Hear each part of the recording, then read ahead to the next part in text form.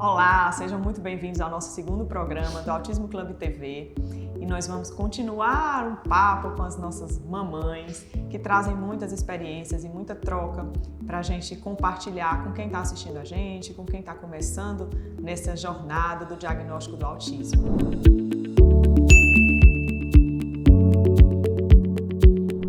E hoje o nosso tema é o que eu, enquanto mãe, gostaria que os profissionais soubessem quando vão atender meu filho. É algo que a gente sempre escuta, as mães gostariam de falar um pouco mais, gostariam de compartilhar um pouco mais com o profissional, e aí eu acho que hoje elas vão ter espaço para falar sobre isso. Eu sou Clarissa Leão, sou psicóloga, diretora do Neuropsicocentro e também do NPC Life, trabalho com autismo há mais de 20 anos e venho compartilhar também aqui com as meninas as minhas experiências e meu ponto de vista de psicóloga. e a gente acha que vai ter muita coisa hoje aqui, né? Então, aqui do meu lado, a Janiele Severo, ela é mãe do João. O João tá fazendo 10 anos, né? Um rapaz já. Eu conheço o João desde bebê, então ele já tá, arrepiei agora, lembrei do João. E aqui do outro lado, a gente tem a Juliana Torres, mãe do Lorenzo, que é um fofo também. E a gente vai poder trocar aqui com essas duas moças jovens e muito experientes. Então, para a gente começar, Janiele, vou começar aqui com a Janiele, mas se você quiser também interromper em algum momento, trazer alguma contribuição, fique à vontade, certo? Okay. Então, o que você, como mãe, gostaria de começar compartilhando com elas, da tua experiência com os profissionais, como é que foi esse início? Conta lá do início, né? Bom, recebeu o diagnóstico, ok. Agora, provavelmente o médico deve ter dito, você tem que buscar isso. Como foi esse primeiro passo? Onde você foi? Para quem você ligou? O que você fez? Primeiro, eu acho importante dizer que esse primeiro passo aconteceu há 7 anos atrás. Então, em Fortaleza, que é o local onde a gente mora, não tinha tantas opções. Eu acho que, inclusive, o próprio NPC estava começando a engatilhar. Já tinha uma estrutura, que eu me lembre, né? Já tinha uma estrutura. Inclusive, foi você que nos atendeu. Foi, sim, lembro de lá. Lembro de ser sua paciente, sua cliente. Sim. E aí, mas assim, até para você chegar nos locais que tinham esse tipo de atendimento, era difícil. Olha, a gente tá falando só de 7 anos. 7, agora imagina 20, quando eu comecei. E aí eu conheci pessoas que têm filhos hoje adultos que disseram a sua vida hoje está muito mais fácil. A minha já foi muito mais difícil. Sim. Hoje as mães que recebem diagnóstico também já está muito mais fácil. Até porque, isso é uma coisa que a gente observa, e no vídeo anterior, né, no encontro anterior vocês estavam conversando, quando você tem a divulgação do que é o autismo, as informações chegam mais fáceis. Sim. Então, como todo mundo que me conhece sabe que o João Lucas é autista, e eu sempre digo isso em todo canto, e eu tenho orgulho de dizer que meu filho é autista, não por ele ser autista, mas por tudo que ele consegue ser e desenvolver dentro do transtorno, todo mundo sabe. Então, a primeira pessoa que recebe o diagnóstico, que me conhece, manda uma mensagem. A pessoa que tem uma amiga, uma prima, um irmão, uma tia, uma cunhada que teve um filho que teve diagnóstico, me manda uma mensagem assim: posso dar teu contato para ela? Eu também recebo muito essa mensagem. Digo, pode. Eu já tenho o texto pronto, eu já tenho um livro pronto que eu indico para a mãe que acabou de ter o diagnóstico. Eu também recebo muito essa mensagem. Porque realmente, assim, logo quando vem a informação, e aí, volto a dizer, isso foi o que aconteceu comigo há 7 anos atrás. O diagnóstico do João ele podia ter recebido quando tinha 6 meses. Acabou que ele só foi até os 2 anos, porque eu vi um folder que dizia quais eram os sinais do autismo. E aí eu tava dando de mamar aqui pro Matheus, o Matheus estava recém-nascido, e eu lendo o folder e digo, meu filho é autista. Vale, o João é autista. Aí eu liguei pra minha irmã, que é psicóloga, Jamile, não acha que o João é autista? Ela disse, bem, já que você está me perguntando, eu vou lhe dizer que ele tem sinais que colocam ele dentro, tem sinais que colocam ele fora. Mas veio o diagnóstico, na época quem deu foi o Dr. Sávio. O Dr. Sávio já nos deu a indicação de algumas pessoas, inclusive do seu nome. Mas naquela época, o que eu sentia, né?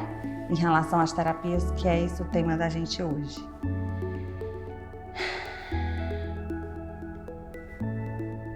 Que a gente não é escutado.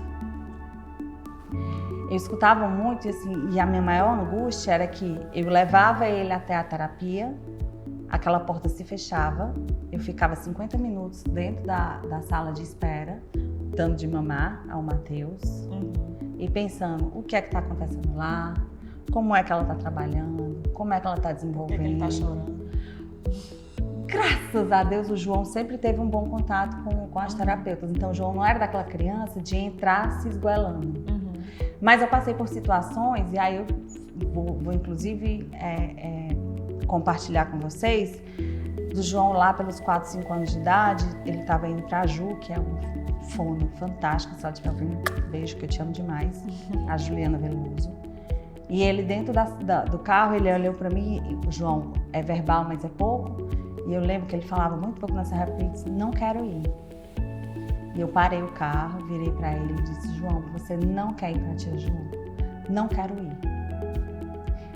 Juliana, não vou levar o João hoje para terapia.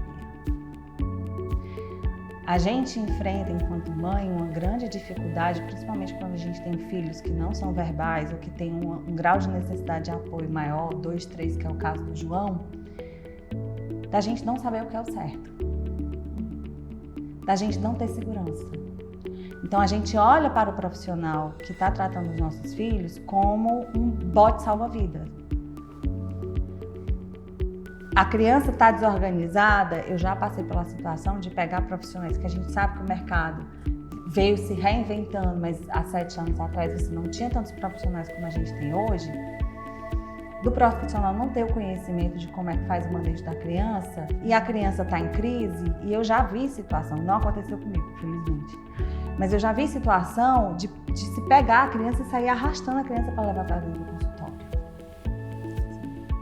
E eu, aqui no IPC mesmo, às vezes eu vejo uma criança chorando, e eu andava sempre dentro da minha bolsa com um livro, aqueles livrozinhos que são mais sensoriais, com algum brinquedinho, em geral daqueles que não façam barulho, porque o meu tem hipersensibilidade sensorial, bolinha de sabão, traque.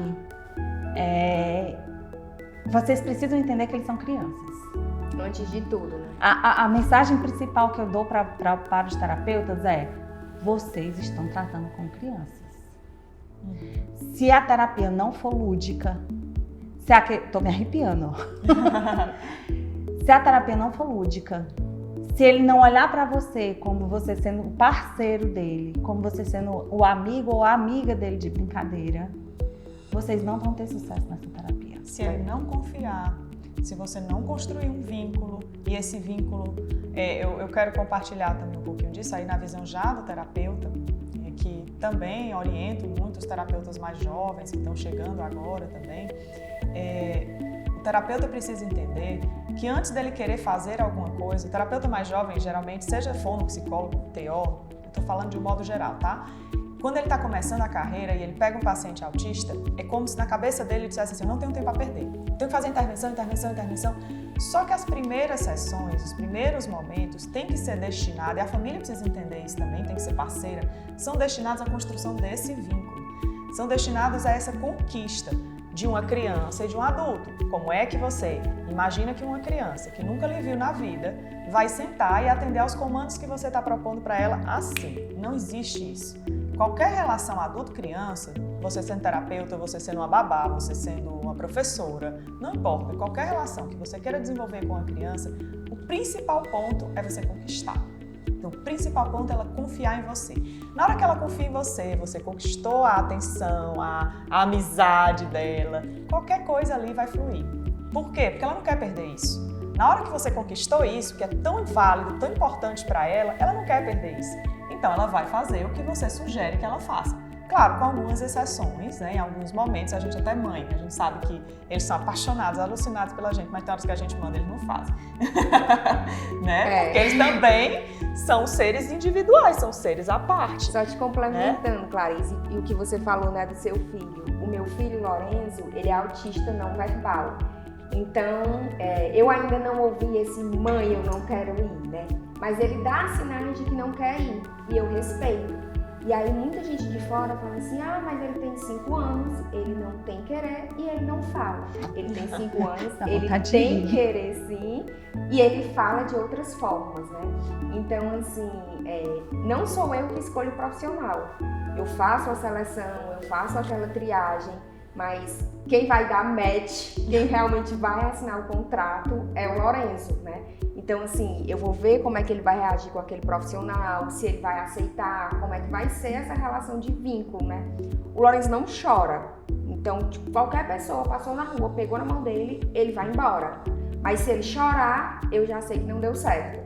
Então, assim, em todo esse tempo de autismo, né, a gente teve essa suspeita com 6 meses e hoje ele tem 5 anos, ele chorou 2 vezes. Então, assim, quando ele chora, eu já... E aí, vamos marcar outra sessão? Não, infelizmente não vai dar, a gente vê em outro momento. Assim, ele não chora. Então, essa semana ele acordou um pouco sonolento e eu mandei pra escola, olha, tia, a gente vai tentar. Ele acordou muito cedo e aí ele chorou. Então, todo mundo, o que aconteceu? Ele não chora. Aí eu, não, ele foi dormir muito cedo ontem, acordou muito cedo hoje e agora deve estar com sono. Então, a gente vai tentar no limite dele, se ele continuar assim, a gente leva pra casa. Então, assim, eu sempre respeito muito ele. No autismo, como você falou, né? Eu não posso perder tempo, né?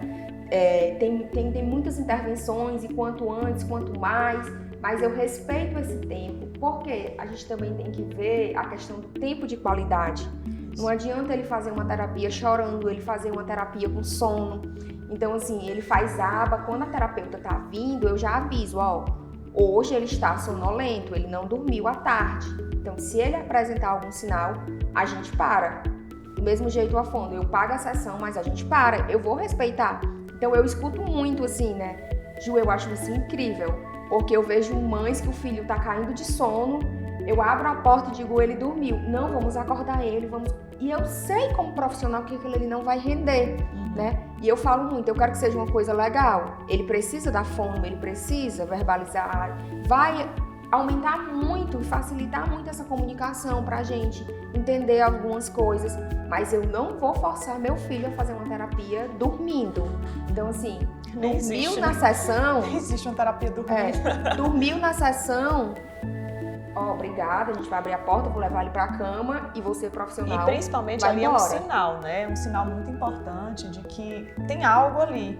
Como ele é não verbal, no caso dele, a gente precisa fazer essas leituras do que não é falado e do que está sendo expresso ali com aquele corpo em repouso. O que significa uma pessoa dormindo? Ou ele está cansado, ou ele está rejeitando alguma coisa, ou é uma fuga de alguma coisa, né? Eu vou além, ou ele está num espaço, e aí aqui eu faço essa vírgula, porque o João tem feito isso repetidamente na integração sensorial. Então, no espaço onde ele relaxa. Tem aquela almofada imensa, que eu não sei o nome técnico daquele, mas tem aquela almofada imensa, e as terapeutas sempre me batem foto, eu autorizei. Pelo amor de Deus, conselhos, não vão brincar com essas terapeutas, está autorizado. Elas batem foto e elas avisam. Elas me mandam uma mensagem pelo WhatsApp de Janiele, ele tá aqui, deitado, botou esse travesseiro, que é imenso, em cima dele, e ele tá bem relaxado. Eu digo, não mexa. Se esse é o canto que ele tá indo, e ele se sente acolhido, e ele tá tranquilo. É justamente acolhido, né? Com a própria percepção daquele material. Eu disse, deixa ele os 40 minutinhos dele ali. Aí, quando é numa outra oportunidade, às vezes, principalmente na integração sensorial mais pareada, 1 para 1, ela diz, hoje ele rendeu maravilhosamente bem. Isso. Eu digo, eu preciso respeitar, até porque a carga de terapia que ele tem hoje é muito grande. E aí, ainda voltando nessa questão da relação com os profissionais, criem laços de confiança com a família. Isso. Vocês ficam 40 minutos por dia com a criança, às vezes uma vez por semana. A gente fica 24 horas. Às vezes 24 horas mesmo que o menino não dorme. Como o meu hoje não dormiu. Então, assim, a criança não está mais rendendo na terapia, tira um momento da terapia, chama esse pai para dentro da sala, chama essa mãe para dentro da sala, dá uma orientação para a mãe. Aqueles 5 minutos que tem gente que reclama que está perdendo porque era para estar estimulando. Tá ganhando, né? Tá ganhando, porque eu sou uma mãe, e e aí eu vou dizer, a minha área era do direito, mas eu sempre gostei muito de criança. Então, todas as terapeutas, e Clarice sabe disso, chegavam no final da terapia, eu dizia, o que você fez hoje? Como é que eu faço? Ele está se comportando assim. Quando ele fizer isso, como é que eu faço? A gente é perdida. Tem gente que é da pedagogia, que é da psicologia, que aí consegue desenvolver mais o próprio filho. Mas para a gente que não estava preparada para isso, para ter uma criança que precisa de uma atenção diferenciada, a gente precisa do norte. Então, assim, indica um vídeo, indica um site, um Instagram. Eu sigo o Instagram do NPC, tem dicas maravilhosas. Sigo de várias outras pessoas, de várias outras terapeutas, porque a gente vai captando as informações. A gente enquanto mãe, a gente vê aquele comportamento inadequado, a gente não sabe o que fazer com aquilo.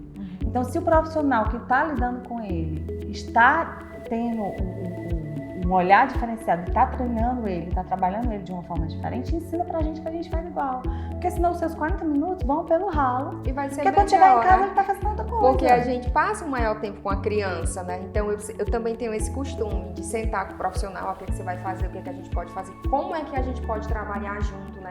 Eu falo muito assim, eu sei que os profissionais atendem inúmeras pessoas, né? Inúmeras famílias. O WhatsApp é fantástico, mas também a gente tem essa questão de ficar toda hora lá, mandando mensagem, mandando corrente, né? Quero falar sobre isso. Então eu falo assim, sempre com todo mundo que atende meu filho, eu aconselho a todo mundo. Eu nunca levei um não de um profissional. Então, a gente está trabalhando essa criança, a gente está trabalhando essas habilidades. Eu posso colocar você no grupo? E aí eu crio um grupo com todo mundo. Eu crio um grupo e aí quando eu vejo um comportamento, alguma coisa que eu acho necessário, eu vou lá e falo.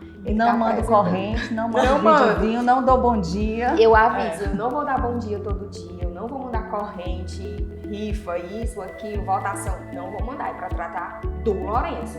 Então assim, todo mundo tem que trabalhar na mesma intervenção, no conjunto, para afinidade Lourenço. Então tudo que acontece com o Lourenço, eu boto lá. Eu vou no neuro, eu escrevo o relatório. Quando eu vou no neuro, eu levo o relatório de todos os profissionais, mas eu também faço meu relatório. Então, quando eu sento lá, eu mostro o relatório de todo mundo e já levo meu caderninho. Pronto, agora vamos para as suas perguntas, né? Então, eu fico lá, faço minhas perguntas, faço minhas anotações. Uma vez tu compartilhou comigo que tu faz uma espécie de um prontuário, né? Eu faço um prontuário. Todo dia, quando eu recebo essas devolutivas, eu escrevo num caderninho, né? Então, o que é que pode fazer? Aconteceu isso, vamos fazer aquilo. O Lourenço tem muita restrição em relação ao corte de cabelo.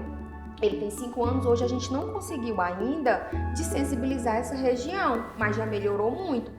Então, assim, hoje eu tô trabalhando, ele tá em uma sessão a mais de integração sensorial e eu tô levando um profissional para dentro de casa na hora da terapia ABA. Então, a gente tá cortando o cabelo na hora da terapia ABA. Não conseguiu 100% ainda, mas já conseguiu muito. Eu já levei inúmeros salões, já levei um profissional para casa para cortar o cabelo de toda a família e o Lourenço ficou brincando com o cabelo quando chegou a vez dele. Ele chorou, apresentou birra. Então, eu respeito o limite dele. Eu já levei ele no salão, pelo fato dele passar no salão, na porta do salão ele já começava a se tremer, chorar. Então, assim, é respeitar o limite da criança. E eu crio esse grupo para falar do Lourenço. O objetivo é ele. Então, eu estudo muito, mas eu também pergunto muito o que é que a gente pode fazer. Está acontecendo esse comportamento. Vamos trabalhar isso? Mas isso aqui não está no currículo, mas está acontecendo agora. Então, a gente vai mudar o currículo. Eu não sou profissional, mas a gente vai mudar o currículo. Então, assim, eu falo muito isso e eu aconselho muitas mães que falam comigo, porque isso vai facilitar, vai te ajudar, vai evitar um comportamento pior, vai antecipar outros comportamentos, outras habilidades. Então, esse grupo no WhatsApp é para a afinidade do Lourenço, para falar sobre o Lourenço. Bem, você falando agora que eu lembrei, que eu acho que é importante da gente falar, não só para os terapeutas, mas como para as famílias, no meu sentimento, tá? Não adianta você ir atrás do melhor neurologista, da melhor psicóloga, do melhor terapeuta ocupacional, do melhor fonoaudiólogo, tá? Pelo amor de Deus. Não adianta. Não adianta você ter os melhores individualmente para atender seu filho. O que eu acho que é muito importante? Você verificar, como você disse. Eu vejo, pesquiso, analiso, eu converso, mas quem assina o contrato é o Lourenço. Então, às vezes, a pessoa que vai conseguir extrair do seu filho o melhor, o que ele mais tem de potencial, não é aquele profissional que tem um currículo maior, que tem mais conhecimento técnico. É aquele que, na hora que foi conhecer, pegou ele na sala da recepção e ele não queria entrar e ela sentou no chão.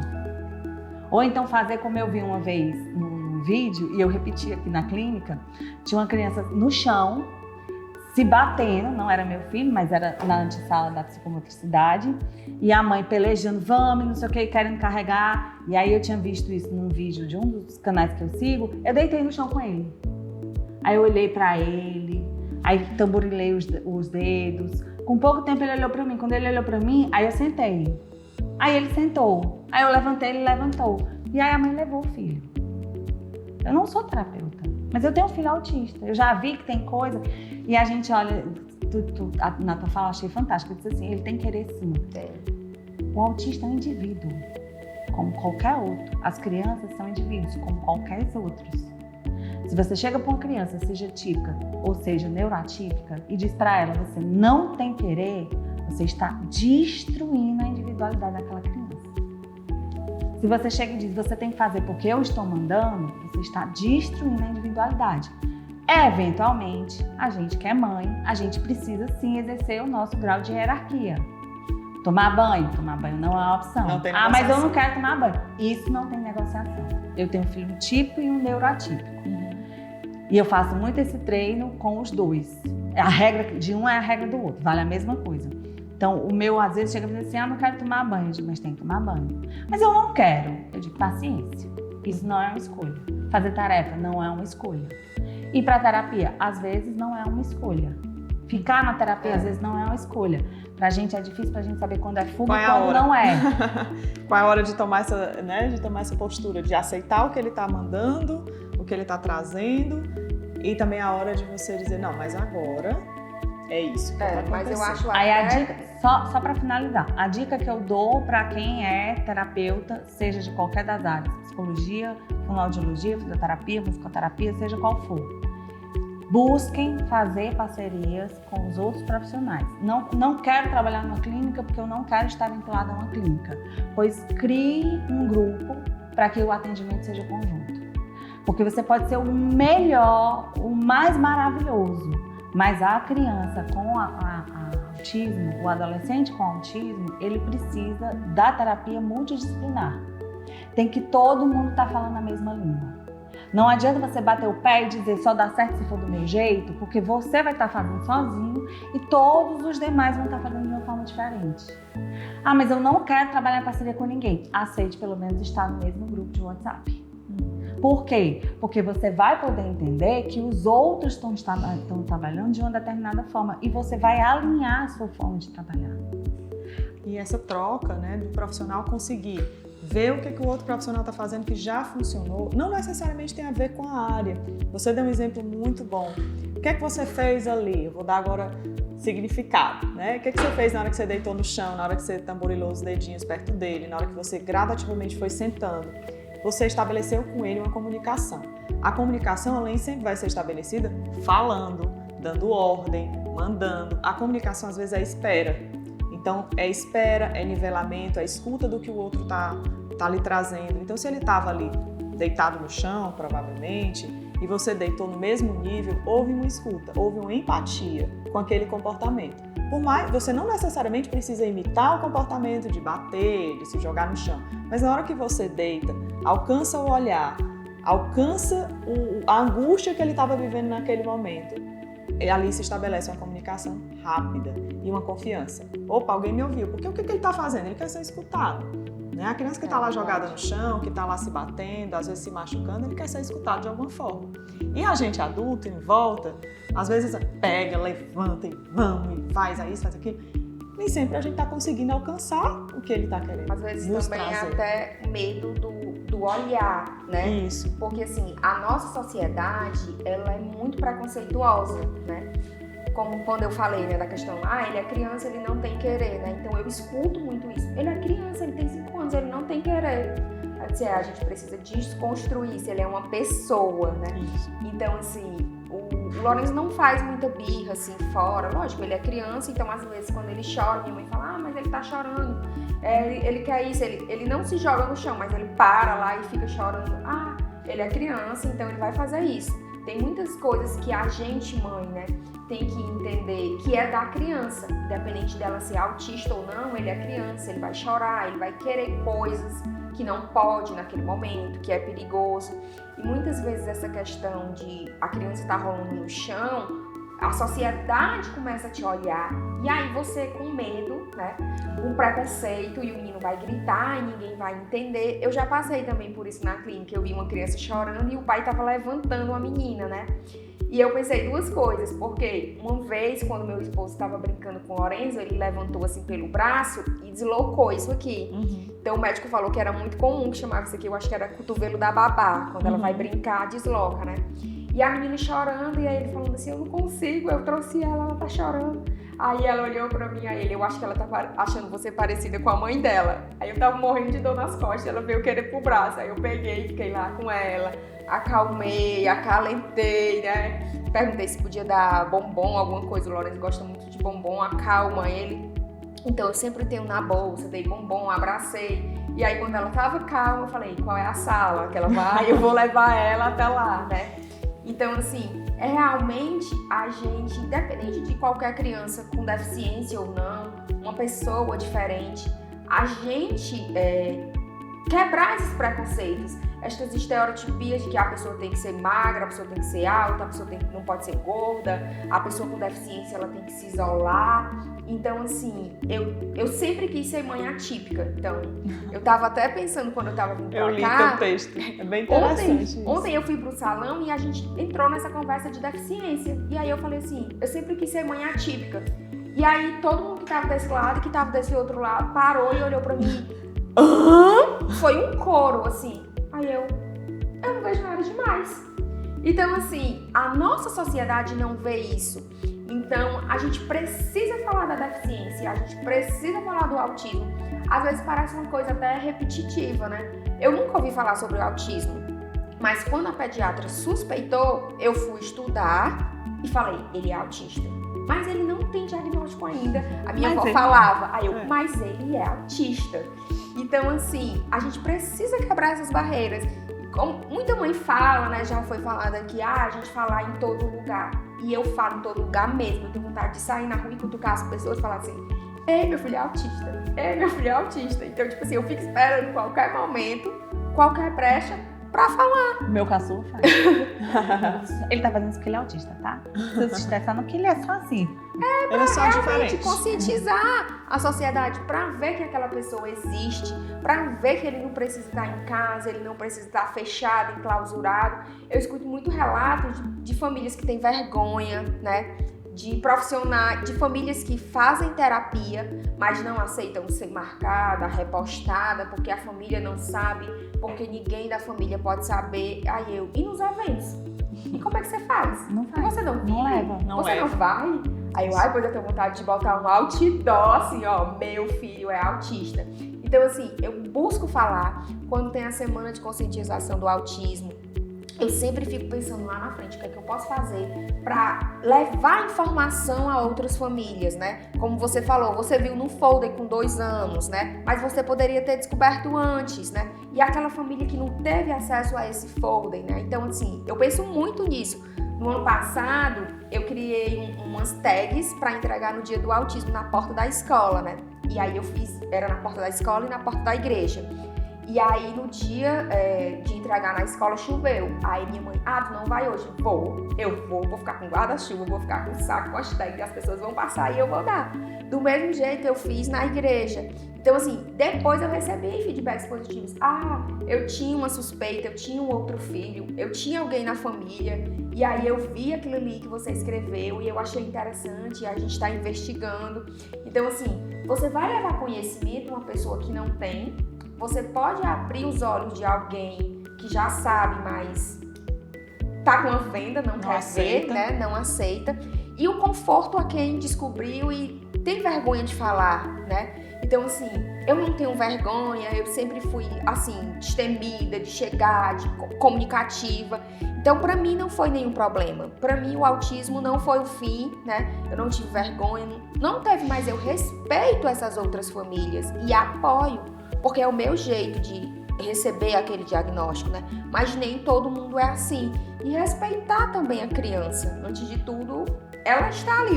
O que ela precisa é de amor. O amor supera tudo, né? É só para lembrar também, tanto para os terapeutas quanto para as famílias, de olhar para a criança e de entender que ele entende. E muita gente, eu acho que você deve sofrer isso com o Lourenço, principalmente porque ele é não verbal, que acha que porque ele não consegue se comunicar, ele não entende. Importante. E eles entendem tudo. Entendem tudo, assim, a gente percebe isso às vezes, porque na época, eu estava conversando com alguém e o João, uma semana depois, repete uma fala que ele ouviu. E aí você para e diz assim, eita. Ou então, às vezes, eu tô na conversa, eu e o Matheus está falando das dores dele, e o João, às vezes, estava distraído. Quando eu menos espero, o João tá parado, bem caladinho, olhando, e eu olho para as expressões dele, e ele tá com a mesma expressão do Matheus.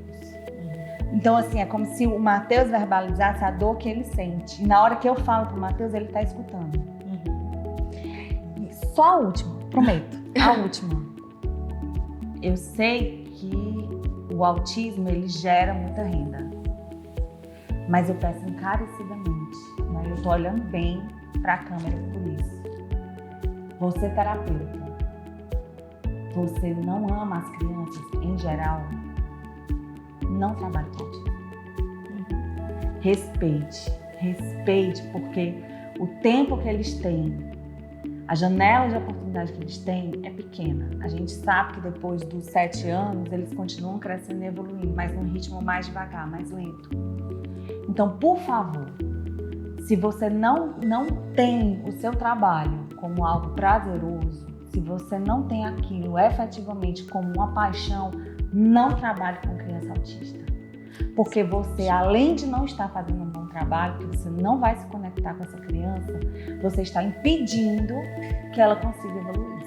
É verdade. E se você não tem essa habilidade, você profissional não tem essa habilidade, isso que a Janiele está colocando é muito importante. Entenda, pelo menos entenda algo que é muito importante. Ali atrás existe uma família, existe uma vida que está acreditando que você pode conduzir melhor aquela criança, que você pode abrir oportunidades, que você pode contribuir na evolução dessa criança. Então, eu entendo, eu respeito, eu já vivi isso muito com muitos profissionais, que eu precisei chegar para a pessoa e colocar que ele ou ela não tinha habilidade para estar naquela função. Eu entendo isso e a gente respeita. Como qualquer profissão, você inicia, você tenta, mas no caso do autismo precisa haver muita entrega, muita conexão. É uma coisa de alma. É uma coisa de alma, é um encontro de almas, né? Precisa haver sim uma paixão muito grande. Principalmente, eu vou falar agora como profissional, mas eu acho que as mães concordam com isso. A gente não vê evolução rápida. Eu, como psicóloga, se eu atendo uma criança ansiosa, eu trabalho as técnicas ali com ela, rapidamente ela vai me dar uma resposta. Quando eu trabalho com uma criança autista, eu vou tentar 1 milhão de coisas até eu entrar em conexão com aquela criança. E a resposta às vezes vai ser lenta e pequena. E eu preciso comemorar quando a resposta é pequena. E eu preciso acreditar que aquilo ali é o início e que vem depois, que vem depois e que vem depois. Então, aquele profissional que precisa de um reconhecimento imediato, que precisa de uma resposta rápida, ele não está preparado para trabalhar com autismo. Então, eu gosto muito de falar isso.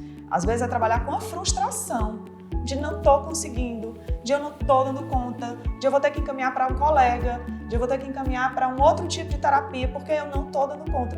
Então, se você é profissional e vive isso faz de você o melhor profissional da Isso terra. vai fazer de você o melhor profissional. Quando você chega e diz, não estou conseguindo me conectar com essa criança, não estou conseguindo ter resultado com essa criança. Mãe, vamos fazer o seguinte, tô achando que essa outra profissional aqui vai poder te atender melhor? Isso é de uma grandeza tão espetacular. E pro resto da vida, a mãe que escutou isso porque vai a pessoa está sendo verdadeira. Vai agradecer. Vai sendo verdadeira. Vai dizer, pode ir para aquela dali. E aí não tem a ver não tem a ver para o profissional que está nos ouvindo, não tem a ver com a história de você é incompetente e eu encaminhei para alguém que é mais competente. Não! Como pessoas, nós somos diferentes. O que realmente gerou empatia entre eu e o João pode não gerar empatia entre eu e o Lourenço. Não é porque eu sou incompetente como profissional, não é porque eu não sou capaz, mas simplesmente porque são 2 seres humanos. Então, não tem como. Então, em qualquer área, gente, isso é muito comum. E os profissionais que trabalham com autismo têm que ter muito essa consciência. Muita sensibilidade e essa consciência. Muita sensibilidade. Outra coisa que você falou muito importante, quando você está com a porta fechada, revisem, você profissional, revisem o seu código de ética. O que você está fazendo ali dentro? A gente não vai ter controle, nem eu, enquanto dona da clínica, nem você como mãe. Você está com uma criança não verbal, você está sozinha, mas você está com aquele desenvolvimento na sua mão. Então, cabe a você, de forma ética, pensar a respeito disso. O que eu estou fazendo para que essa vida evolua? O que eu estou fazendo para que essa criança cresça? Então, muito importante isso que você colocou. E muito sério também, muito sério. Né? Porque às vezes não é uma sessão, é uma vida inteira. Numa situação de arrastar algo que não vai evoluir. E eu acredito em karma, viu? Em karma, vocês prestem atenção. A gente não tá vendo, mas tem um ser maior que vê. Tem, sim. Tem um ser maior que vê. E aí depois lá na frente acontece alguma coisa com você e você não sabe de onde é que veio. E tem a consciência, né? Principalmente a sua própria consciência. Então, se você dorme bem com isso, aí é de cada um, né? Bom, e agradecer imensamente. O nosso papo hoje foi tão intenso, fluido, né? E agradecer a presença de vocês, a abertura que vocês tiveram para falar. A gente aqui não planejou nada, a gente foi falando do coração, a gente foi trazendo esses sentimentos e as nossas experiências em pontos de vista diferentes, né? De idades diferentes, né? Para mostrar que realmente eles crescem, né? Porque a gente trabalha muito a questão do autismo criança, o autismo infantil, né? Isso. Pode falar a pessoa autista, né? Porque ele vai crescer. Ele vai ficar adolescente, ele vai ficar adulto, ele vai trabalhar, enfim. Tem todos os pontos que a gente vai precisar, né, se adaptar, viver com isso, evoluir com isso. Muito obrigada, Ju. Muito obrigada, Janiele. Mesmo. Vocês foram maravilhosas. Contribuíram muito. Eu tenho certeza que é o nosso papel, não só como profissional, mas como família, contribuir com as pessoas que estão conhecendo, descobrindo e se descobrindo enquanto mães atípicas, né? Muito obrigada mesmo. Então, para finalizar, esse é o nosso 2º programa. Espero que vocês tenham gostado. A gente vai se encontrar em outros programas, tá? E o tema de hoje foi o que eu, quanto mãe, gostaria que o profissional soubesse sobre o meu filho e sobre o autismo. E aí eu quero que vocês deixem comentários, sugestões de outros temas e compartilhem. A gente precisa criar uma comunidade e fortalecer essa comunicação entre família e profissionais.